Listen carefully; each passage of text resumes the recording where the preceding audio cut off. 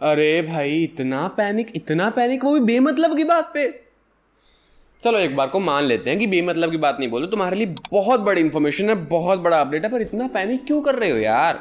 जब तुम्हें पता है कि तुम मेरे सब्सक्राइबर हो, तुम्हें हर चीज़ के हैक्स टिप्स ट्रिक्स मिल जाते हैं, तो क्या ही दिक्कत है।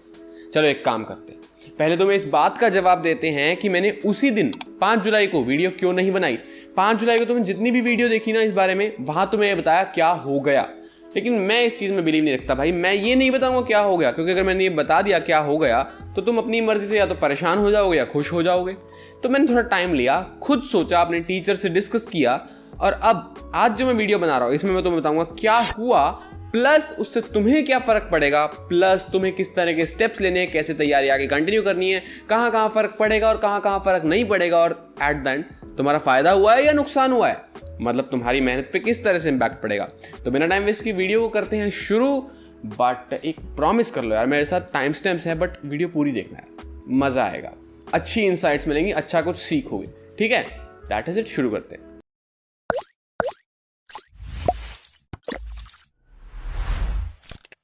ओके, तो सबसे पहले हुआ क्या है भाई? देखो, हुआ ये है कि 2020 वाले जिन्होंने बोर्ड देने थे उन बालकों के कुछ पेपर रह गए थे कोविड-19 की वजह से, और 2021 वाले जिन्होंने बोर्ड देने थे उन बालकों के सारे पेपर रह गए थे कोविड-19 की वजह से। तो 2 साल सरकार ने जब ये मार खा ली तो तीसरे साल वो कोई रिस्क नहीं लेना चाहती, तो सीबीएसई लाया एक फुल प्रूफ स्ट्रैटेजी। हर मंथ की इफ एंड बट है कि अगर इस महीने में कोविड हुआ तो क्या, इस महीने में हुआ तो क्या, इस महीने में हुआ तो क्या। और जैसा कि हम सिचुएशन देख सकते हैं, कुछ नहीं पता, किसी को नहीं पता कि हो सकता है मार्च में आके फिर दिक्कत हो जाए, तो सीबीएसई इस बार रिस्क नहीं लेना चाहता था। इसलिए सीबीएसई ने एक सीन निकाला कि तुम्हारे आधे एग्जाम्स, यानी कि आधे सिलेबस के एग्जाम्स होंगे नवंबर में और बाकी आधे सिलेबस के एग्जाम्स होंगे मार्च में। नवंबर, दिसंबर, मार्च, अप्रैल, ये टेंटेटिव डेट्स हैं, डेट शीट बाद की बात है। होगा क्या कि जो नवंबर में एग्जाम्स हैं 50% सिलेबस, तुम्हारा 50% सिलेबस डिफाइन किया जाएगा आने वाले कुछ 7-8-10 दिनों में। तो मैं बता देंगे कौन सा 50% सिलेबस ऐसा होगा जिसके नवंबर में एग्जाम्स होंगे और कौन सा 50% सिलेबस ऐसा होगा जिसके मार्च में एग्जाम्स होंगे। नवंबर वाला एग्जाम तुम्हारा होगा 1.5 घंटे का, मार्च वाला होगा 2 घंटे का। नवंबर वाला 110% ऑब्जेक्टिव टाइप क्वेश्चन होंगे, यानी कि पूरे के पूरे एमसीक्यूज, और जो मार्च वाला है वो सब्जेक्टिव होंगे, वहां शॉर्ट लॉन्ग सब तरह के क्वेश्चन होंगे जैसे तुम करते आए हो, जैसे तुम सीखते आए हो, ठीक है? ये सब सीन है। तो भैया इसमें फर्क बहुत पड़ गया यार, एमसीक्यू की वेटेज बढ़ गई। और भी काफी इवेंट बट्स है कि अगर ये कोरोना हुआ वो हुआ, उनमें हम अभी घुसते ही नहीं, ठीक है?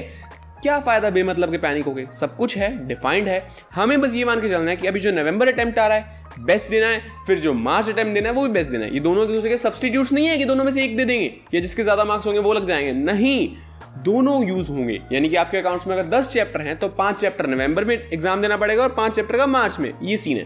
5 चैप्टर के सिर्फ एमसीक्यूज आएंगे और 5 चैप्टर का सब कुछ आएगा। तो इतना समझ लेने के बाद हमें ये तो पता लग गया है भैया कि सीबीएसई तैयार होके चल रहा है, ठीक है? क्योंकि अगर इन दो में से कोई एक कैंसिल भी होता है तो दूसरा है हमारे पास, ठीक है? समझ गए इस चीज को। और एमसीक्यूज की वेटेज बढ़ने वाली है, स्कूल प्रोजेक्ट्स, प्रैक्टिकल वर्क की वेटेज भी बढ़ने वाली है, क्योंकि अगर भगवान ना करे कुछ हुआ तो उनको रेफरेंस में लिया जाएगा। एंड इसी के साथ साथ हमें सबसे पहली चीज तो ये करनी है कि प्रोक्रास्टिनेशन को फाड़ के साइड वाले डस्टबिन में फेंकाओ, ठीक है?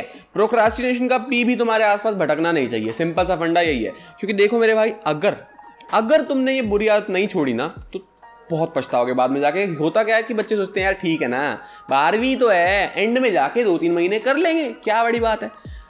पर वो एंड के 2-3 महीने आ गए हैं, तुमने रियलाइज भी नहीं किया, लेकिन वो एंड के 2-3 महीने आ गए हैं मेरे दोस्त। क्यों भाई? क्योंकि नवंबर में एग्जाम्स हैं, जुलाई आ चुका है, सिलेबस आएगा, तुम थोड़ा सेटल होगे, तुम्हें पता लगेगा कैसे क्या करना है। अगस्त, सितंबर, अक्टूबर, 3 महीने खत्म। तो आज से ही, अभी से ही पढ़ना शुरू करो, अपने गोल्स डिफाइन करो। मैंने एक स्पेसिफिक वीडियो बनाई थी कि हाँ भाई साल के शुरू से क्या अप्रोच होनी चाहिए।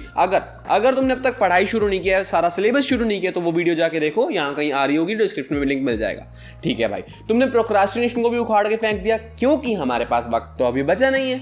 इसी के साथ साथ तुम्हें अपनी प्रायोरिटीज भी सेट रखनी पड़ेगी, क्योंकि मेरे भाई हमारे पास बहुत सी डिस्ट्रैक्शंस हैं। मोबाइल फोन एक अपने आप में बहुत बढ़िया हथियार है। उस हथियार से आप खुद को भी मार सकते हो और दूसरों को भी। सिंपल सा फंडा कि आप यूज भी कर सकते हो और नुकसान भी ले सकते हो उससे। तो आपको इन सब डिस्ट्रैक्शन से, सोशल मीडिया हो गया, गेमिंग हो गई, पार्टीज हो गई, या जो भी है जैसे भी है, फालतू टाइम पास हो गया, नेटफ्लिक्स प्राइम हो गया जो कि बहुत सस्ते हो गए हैं आजकल, सबके पास अवेलेबल हैं, तो इन सब डिस्ट्रैक्शन से थोड़ा दूर रहना है, प्रायोरिटीज को सेट रखना है, चीज़ों को सॉर्ट आउट करना है कि मेरे लिए मेरी पढ़ाई सबसे ऊपर है, फिर बाकी सब बकवास बाद में है। ठीक है भाई, चलेगा। थोड़ा बोरिंग हो रहा है, ठीक है, मतलब तुम्हें मज़ा नहीं आ रहा, तो हम आते हैं अब काम की बात पे। जो भी बच्चे ये सोच रहे हैं कि भैया MCQ आ गया, अब तो सारा सीन सॉर्टेड हो गया, चिल हो गया, हमें तो सब कुछ आसान मिलेगा, तुम बहुत बड़े बेवकूफ हो। और जो बच्चे सोच रहे हैं भैया MCQs आ गया यार, अब तो सारा सीन बहुत मुश्किल हो जाएगा, हम तो पागल ही हो जाएंगे, बहुत पढ़ना पड़ेगा, तो तुम भी बहुत बड़े बेवकूफ हो। ना तो सीन आसान हुआ है, ना सीन मुश्किल हुआ है। CBSE का जो लेवल रहता था वो रहेगा, बस फर्क इतना पड़ जाएगा, हर चीज़ के प्रोस कॉन्स होते हैं, इसके भी है, फर्क इतना पड़ जाएगा कि तुम्हें चीज़ की प्रेजेंटेशन पे ध्यान नहीं देना है, रफ वर्क सुप्रीमेसी चलेगी। यानी कि हम अकाउंट्स के क्वेश्चन करते हैं, हम फिजिक्स के क्वेश्चन करते हैं, एक तो होता है जब रफ में गंद मार के कर देते हैं, बस कर दिए, हमें समझ आ रहे हैं, हमारे दोस्त को भी आएंगे, अगर हम एक दिन बाद पढ़ लेंगे तो हमें भी नहीं आएंगे। ठीक है, ऐसे क्वेश्चंस हम करते हैं और आंसर निकल आता है। होता है कि नहीं होता, तुम बताओ। फिजिक्स में भी होता है, इकोनॉमिक्स में, अकाउंट्स में होता है, बिजनेस की केस स्टडीज में होता है, केमिस्ट्री का मुझे कुछ आइडिया नहीं है, ठीक है, मैथ्स में होता है, मैथ्स में बहुत होता है, हम बस क्वेश्चन गचागच कर देते हैं, आंसर आ गया, लेकिन वो प्रेजेंटेशन जीरो, नंबर्स भी ढंग से नहीं लिखते हम। तो वो चीज़ की अगर तुम्हारी आदत थी तो तुम्हें फायदा है, क्योंकि अब MCQs में तुम्हें मतलब होगा सिर्फ और सिर्फ आंसर से, हर चैप्टर में नहीं, सिर्फ वो चैप्टर जो नवंबर अटेम्प्ट में है। और हाँ, जो चीज़ें नवंबर में हो जाएंगी, यानी कि 50% सिलेबस जो तुम्हारा नवंबर में हो गया, वो मार्च में दोबारा नहीं आने वाला, वो वहां खत्म, उसका सिलसिला यहीं तक था। ठीक है, और मोस्ट प्रोबेबली जो तुमने अब तक सिलेबस पढ़ा ना अप्रैल में, जून में, वो नवंबर वाले लॉट में लाई करेगा। तो तुम्हें ये ध्यान रखना है मेरे भाई कि MCQs जो है वो तुम्हारा काम आसान तो कर देंगे, बट सिर्फ और सिर्फ तब जब उनको ढंग से कंसीडर करोगे, जब MCQs की बहुत ज्यादा प्रैक्टिस करोगे, उनको प्रायोरिटाइज करोगे, और सेल्फ मेड नोट्स की सुप्रीमेसी तो आज भी चलेगी। ठीक है, जो नोट्स की वैल्यू थी ना वो पहले इतनी थी, इतनी वैल्यू को भी कंसीडर करते थे टॉपर्स, लेकिन आज वो वैल्यू बढ़ जाएगी, और सिर्फ टॉपर्स नहीं, बाकी सब भी कंसीडर करेंगे, क्योंकि नोट्स अब बहुत ज्यादा जरूरी हो चुकी है मेरे भाई। MCQs जो चीज है ना, तुम्हें इतनी बुक्स हैं, इतनी तुमने तैयारी कर ली थी, प्रैक्टिस कर ली, लेकिन एग्जाम से 4 दिन पहले क्या कुछ दोबारा पढ़ लोगे? सब कुछ दोबारा ही पढ़ना है, सारा साल पढ़ा क्यों? तो तुम्हारे सेल्फ मेड नोट्स ही वहां काम आने वाले हैं। जैसे मेजर तुम्हारी जो गलतियां रहती है सारा साल, जो इंपॉर्टेंट क्वेश्चन है, जो टीचर ने तुम्हें रेकमेंड किए कि भाई ये तो जरूर करके जाना, या फिर जो तुम लेक्चर सुन रहे थे ऑनलाइन, तब तुमने नोट डाउन किए थे कि हाँ यार ये चीजें मुझे समझ नहीं आई थी, या जो भी है, तुमने अपने नोट्स को अपने हिसाब से कस्टमाइज बनाना है। और वो कैसे बनाना है, उस पर पूरी डेडिकेटेड प्लेलिस्ट है मेरे भाई, पूरी की पूरी प्लेलिस्ट। जाके देखो, 3 ही वीडियो से ज्यादा लंबी नहीं है, बहुत समझ आएगा, बहुत कुछ सीखने को मिलेगा। ये भी हो गया भैया, हमने नोट्स भी बना लिए, हम पूरे तैयार हैं, हमारा माइंडसेट डेवलप्ड है, हमारी प्रायोरिटीज सेट है, हम MCQs की प्रैक्टिस ज्यादा कर रहे हैं।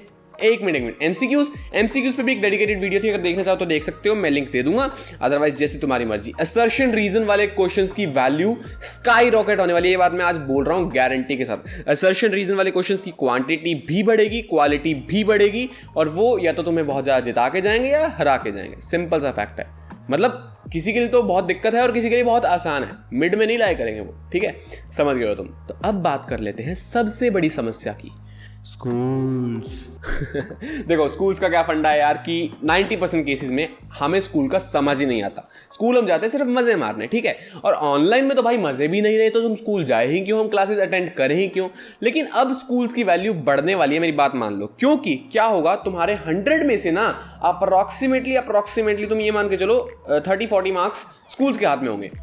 क्यों 30-40 में क्यों बोल रहा हूं? क्योंकि होने तो दोनों टर्म्स ही बोर्ड के हैं, बट या नवंबर दिसंबर में या फिर मार्च अप्रैल में किसी एक टाइम भी अगर कोविड आ जाता है ना, तो स्कूल्स के हाथ में पावर आ जाएगी, जैसे तुमसे एक सीनियर बैच में हुआ था। ठीक है, तो करना क्या है, तुम्हें स्कूल वालों के साथ अच्छे बॉन्ड्स बनाने हैं। सिंपल सा फंडा बताता हूं, अगर तुमने स्कूल के टीचर्स को यकीन दिला दिया कि हाँ भाई मैं पढ़ने वाला बच्चा हूं, मैं नंबर लाऊंगा, मैं अच्छा स्कोर करूंगा, मैं बढ़िया टॉप करूंगा, तुम्हारा भी नाम रोशन, स्कूल की भी वैल्यू बढ़ेगी। अगर तुमने बस एक बार उनके मन में ये बात डाल दी, उसके बाद तुम्हारे नंबर खराब नहीं जाएंगे, प्रैक्टिकल वाले कह लो या कोई भी कह लो, ये तुम्हें पता है। ठीक है, सिंपल सा फंडा है। अब ये बात डालनी कैसे है वो तुम्हारे ऊपर है। हर स्कूल का, हर शहर का, हर बच्चे का, हर टीचर का, हर प्रिंसिपल का अलग सिनेरियो होता है।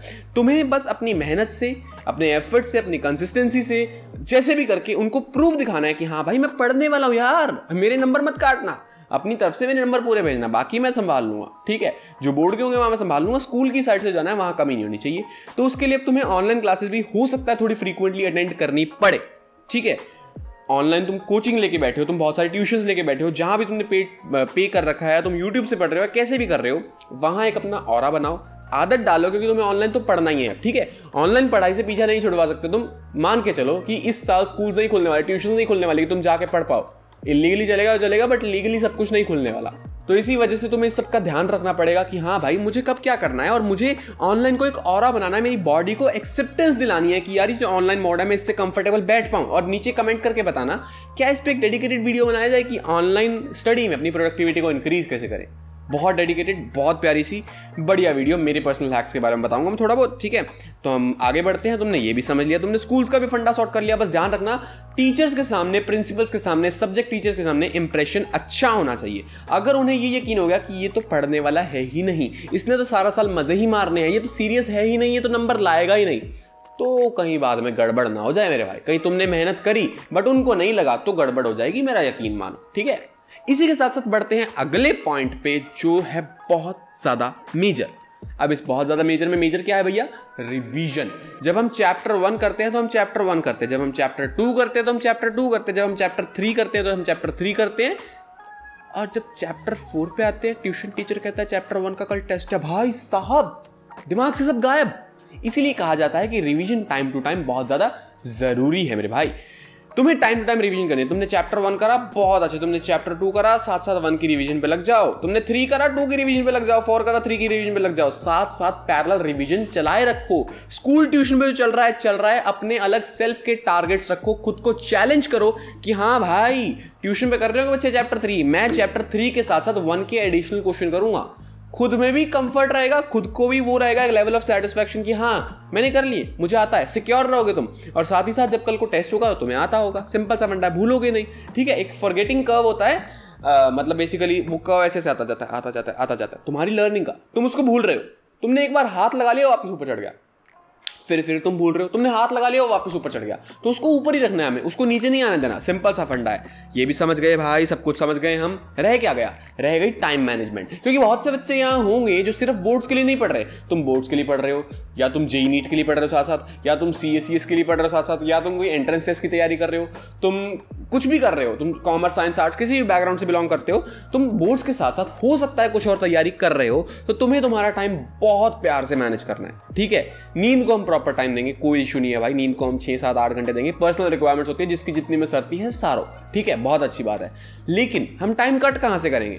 हमें कहीं से टाइम कट नहीं करना, हमें बस पढ़ाई को टाइम देना है, बाकी टाइम अपने आप कट होता जाएगा। मेरी बात मानो, मैंने टाइम मैनेजमेंट पे और रिवीजन पे बहुत प्यारी प्यारी प्लेलिस्ट बनाई है। मतलब थोड़ी पुरानी है, एडिटिंग नहीं मिलेगी, वीडियो क्वालिटी नहीं मिलेगी, बट कंटेंट क्वालिटी ओपी है। अगर तुम वहां जाते हो, कमेंट करते हो भैया हमें नई वीडियो क्वालिटी में नए तरीके से ये सब इंफॉर्मेशन चाहिए, मैं जरूर बना दूंगा, ठीक है। जाओ चेक करो, ऊपर आई कार्ड, नीचे डिस्क्रिप्शन, वही सेम चीज है।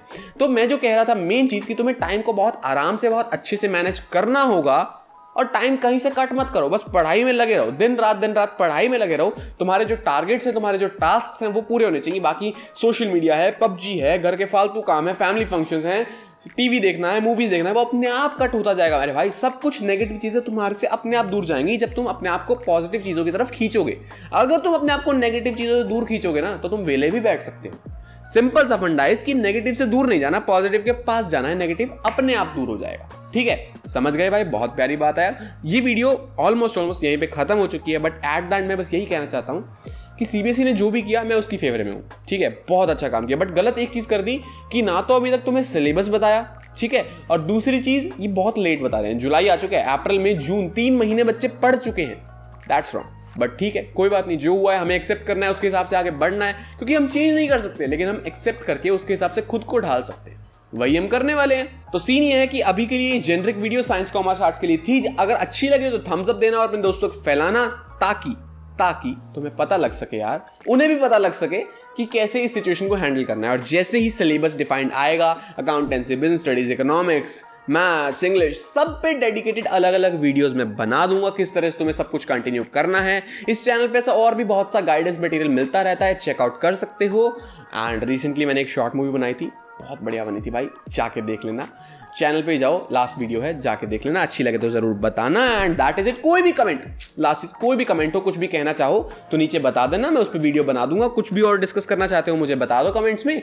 और इस सेशन में, इस नए पैटर्न पे कुछ भी तुम्हें चाहिए, कुछ भी लगता है कि हाँ भैया इस टॉपिक पे वीडियो बनाओ, बना देंगे भाई, क्या दिक्कत है, नीचे बताओ। That is it, bye bye, धन्यवाद।